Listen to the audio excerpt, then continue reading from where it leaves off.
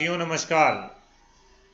आपका स्वागत है हमारे YouTube channel Rohitas Gupta tech में। साथियों, हाजिर हैं हम उत्तर प्रदेश में आंगनवाड़ी रिक्रूटमेंट 2024 को लेकर। इसके बारे में आपको ज़रूरी जानकारी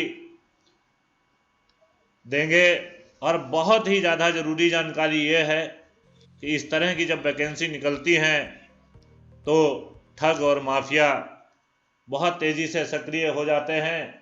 चूँकि ये वैकेंसी ग्रामीण क्षेत्रों से निकली हुई होती हैं तो हमारे बहुत ही कम पढ़े लिखे लोग या बिना पढ़े लिखे लोग उन ठगों के संपर्क में आ जाते हैं और कहीं ना कहीं वो उनको बरगलाकर ठगने का काम करते हैं। तो मैं आपको बताऊंगा आंगनवाड़ी की वैकेंसी किस तरह से निकली है और किस तरह से आपको अप्लाई करना है। इसके लिए सबसे पहले आप अपनी जिलेवार और ब्लॉक वाइज लिस्ट देखिए कि जिन ग्राम पंचायतों में या नगरीय क्षेत्रों में जो आंगनवाड़ी केंद्र रिक्त हैं, किसी कारण किसी ने पद छोड़ दिया है या वहाँ पर आंगनवाड़ी कार्यकर्त्री जो थी वो मृतक हो चुकी है या रिटायर हो चुकी है, सिर्फ वहीं ग्राम पंचायतों में और नगरीय क्षेत्रों में वैकेंसी निकली है। इसके लिए आपको जाना पड़ेगा वेबसाइट यूपी आंगनवाड़ी भर्ती.in पर। वहाँ पर आप अपने एप्लीकेंट का रजिस्ट्रेशन कर सकते हैं। रजिस्ट्रेशन में नाम, पिता का नाम, जिला, मोबाइल नंबर, आधार नंबर, ईमेल आईडी डालने के बाद रजिस्टर करेंगे ओटीपी के द्वारा और उसके बाद लॉगिन भी ओटीपी के द्वारा करेंगे। ये देखिए यहाँ पे मोबाइल नंबर डालना है और इसके अलावा आपको बता दें कि क्या इसकी अहर्यता है। अहर्यता के लिए आपको बता दें कि ये डिस्ट्रिक्ट वाइज वैकेंसी निकली हुई है। इसमें general, OBC, EWS, SC, ST या फीमेल कैटेगरी ही महिलाएं एप्लीकेंट अप्लाई कर सकते हैं। कोई फीस नहीं है। इसकी लास्ट डेट भी डिस्ट्रिक्ट वाइज अलग अलग है। उम्र मिनिमम 18 साल है और मैक्सिमम 35 साल से ज़्यादा नहीं होनी चाहिए।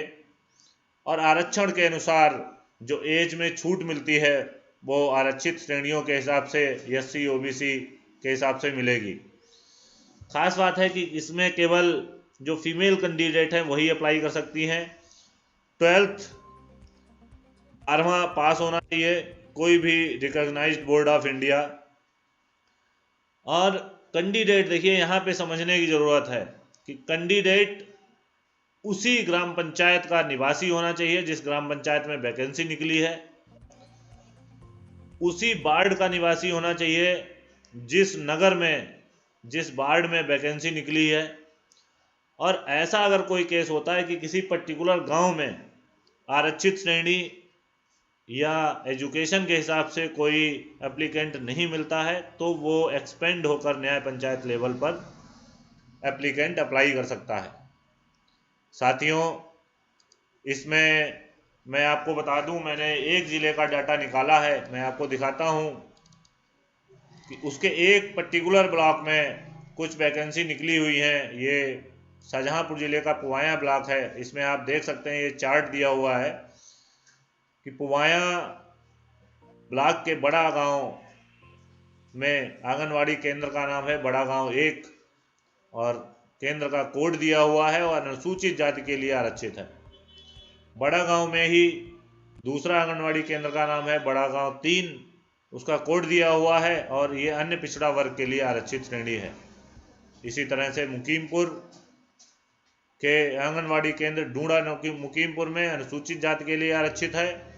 और पुवाया नगर के गढ़ी मोहल्ले में गढ़ी 1 नाम से जो आंगनवाड़ी केंद्र है वहाँ पे ईडब्ल्यूएस कोटे के लिए आरक्षित श्रेणी में एप्लीकेंट अप्लाई कर सकता है।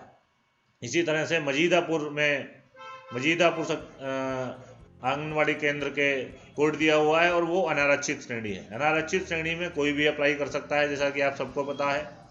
तो साथियों, मैं पुनः आपसे एक बार निवेदन कहूँगा कि अन्य इसी तरह से जानकारी और लाभकारी केंद्र और राज्य सरकार की योजनाओं के लिए हमारे चैनल को सब्सक्राइब करें, कमेंट करें और शेयर करें और यूं ही अपना प्यार बनाए रहें। लास्ट में मैं आपसे ये कहना चाहूँगा कि इस तरह की वैकेंसियों में ठग सक्रिय हो जाते हैं। आप इसमें नियुक्ति के लिए कोई भी पैसा किसी को ना दें।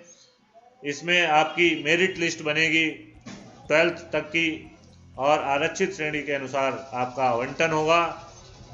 नमस्कार, धन्यवाद साथियों।